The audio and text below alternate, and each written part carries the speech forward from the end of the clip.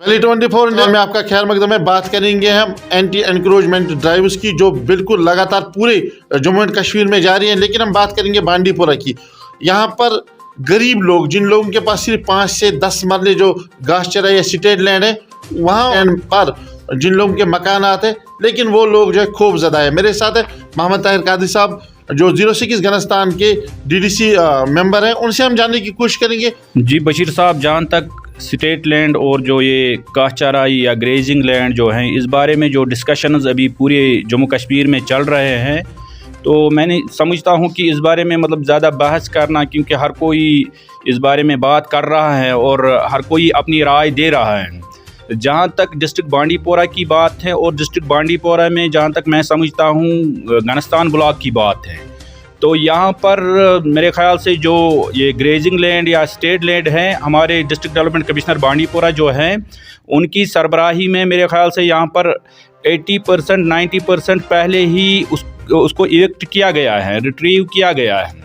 और जो बाकी 5% 10% यहाँ पर अभी लैंड हैं, तो उस सिलसिले में लोगों को मेरे ख्याल से वो एंजाइटी, बेचैनी का शिकार नहीं होना चाहिए। क्योंकि जो LG साहब हैं, उन्होंने भरोसा दिया है लोगों को, जो हाईएस्ट अथॉरिटी है अभी यहाँ पर गवर्नमेंट में, तो उन्होंने भरोसा दिया है कि जहाँ पर किसी गरीब की कोई ज़मीन है या किसी का कोई कंस्ट्रक्शन है जहाँ पर वो रेजिडेंशल है, क्योंकि हम सब समझते हैं कि राइट टू शेल्टर एक बुनियादी हक है जो हर किसी को हासिल है। इस सिलसिले में अगरचे पूरी LG साहब ने खुद लोगों को भरोसा दिया है कि उनके साथ छेड़छाड़ नहीं की जाएगी, या जो मिडिल क्लास फैमिलीज़ हैं जिनके पास 1 कनाल 2 कनाल ज़मीन है, तो इस सिलसिले में मैं यही समझता हूं कि लोगों को ज़्यादा वो बेचैनी का शिकार नहीं होना चाहिए। ख़ास तौर पर मैं अपने इस जो घनस्तान ब्लॉक है और जो एडजॉइनिंग एरियाज़ है, मेरे ख्याल से यहाँ पर जो हमारी एडमिनिस्ट्रेशन है, जो हमारा महकमा माल है, और जो हमारे SDM साहब, तहसीलदार साहब, DC साहब हैं, उनकी सरबराही में यहाँ पर एक खुशकिस्मती हमारी थी कि अगर यहाँ पर कब्जा किया भी गया था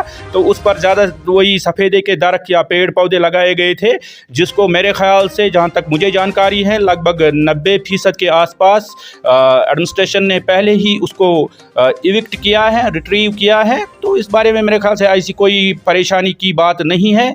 और जहाँ तक मैं समझता हूँ, यहाँ पर किसी भी जो रेजिडेंशियल हाउस हैं, जो गरीब तबका है, तो उनके साथ छेड़छाड़ नहीं की जाएगी। जी ताहिर साहब, एक बड़ा कदम एडमिनिस्ट्रेशन उठाने जा रही है, या LG एडमिनिस्ट्रेशन ने ये फैसला शायद लिया भी है कि जो हमारे लंबरदार या चौकीदार है, जिन्हें हम नंबरदार भी कहते हैं, उन्हें चेंज करना है। तो लग रहा था कि पिछले कई, यानी कि 10 से 20 साल या 30 साल तक आधे ऐसे लोग रहे, या उसके बाद अगर किसी नंबरदार की डेथ होती है, फिर उसके जगह उसका बेटा या उसका भाई या उसके घर का कोई भी फर्द वहाँ पर मुंतकिल किया जाता है।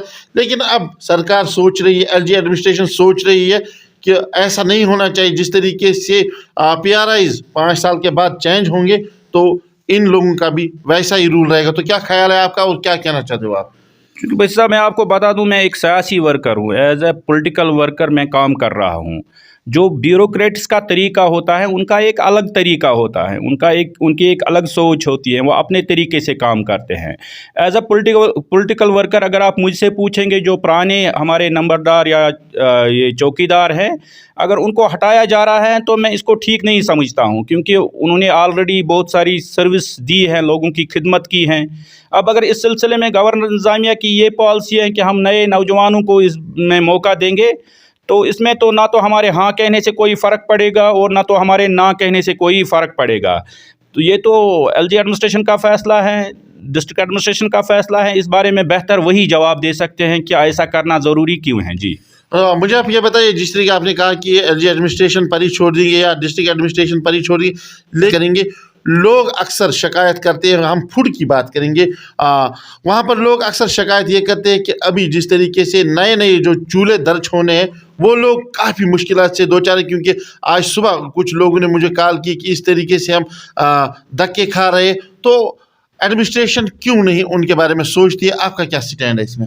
जहाँ तक ये जो लोगों को राशन देने का मामला है, तो इस सिलसिले में जो हमारी पार्टी का भी एक स्टैंड है कि पहले यहाँ पर लोगों को लगभग 15 किलो मुफ्त दिया जाता था, हर सोल को लगभग 15 किलो मुफ्त दिया जाता था, जिसमें मुफ्ती मोहम्मद सईद साहब کی جو سکیم تھی اس کے حوالے سے 5 کلو اور 10 کلو اور دیے جاتے تھے. تو ہماری تنظیم کا بھی یہ سٹینڈ ہے کہ چونکہ یہاں پر لوگ زیادہ تر رائس ایٹرز ہے، چاول کو زیادہ کھاتے ہیں یہاں پر کشمیر میں، تو اس حوالے سے یہاں پر ایک خصوصی پالیسی ہونی چاہیے. حالانکہ یہ جو راشن کو کم کیا گیا ہے یہ پورے ملک میں کم کیا گیا ہے، لیکن ایز اے اسپیشل کیس یہاں پر لوگوں کو اس بارے میں راحت ملنی چاہیے.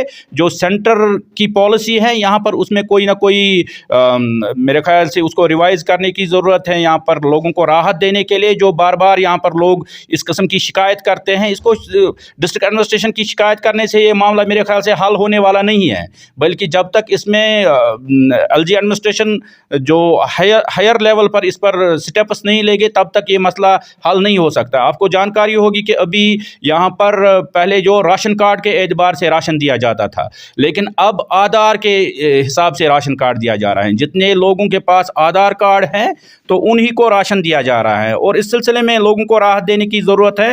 بے شک ہمارے پاس بھی لوگ آتے ہیں جو یہ مطالبہ کرتے ہیں کہ ہمیں اور راشن دیا جانا چاہیے، یا جو بی پی ایل فیملیز ہیں یا جو اے اے وائی فیملیز ہیں ان کو اس بارے میں راحت دینی چاہیے اور راشن میں اضافہ ہونا چاہیے. جی بہت بہت شکریہ سر آپ کا، کیونکہ آپ نے اپنا قیمتی سمے ہمارے ساتھ دیا ہے.